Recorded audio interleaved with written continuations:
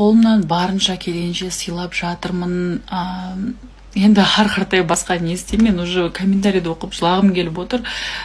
Түсінем, я шығарып салу керек едік, білемін оны, бірақ енді көріп тұрсыздар, мен үйден шыға алмаймын, өйткені мен келінмін, мені ешкім жібермейді, үйден қонақ келіп жатқан кезде мен басқа біреулер шығарып саламын деп кетіп қала алмаймын.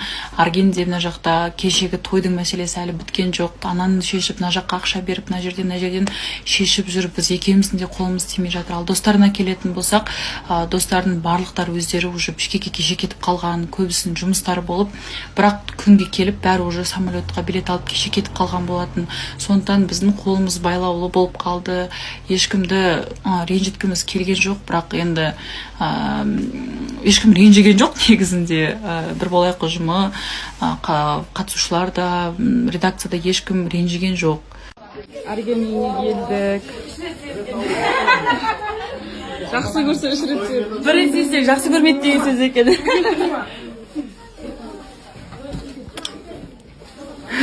Қандай болмандыңыз? Жақсы, күшті. Азамат қыздар. Әңгімесі бар екен, фотоны қойсыне керек. Нан бермейміз, Ал, жолға шықтық біз. Үшеуміз ғана. Алла қаласа. Бішкекке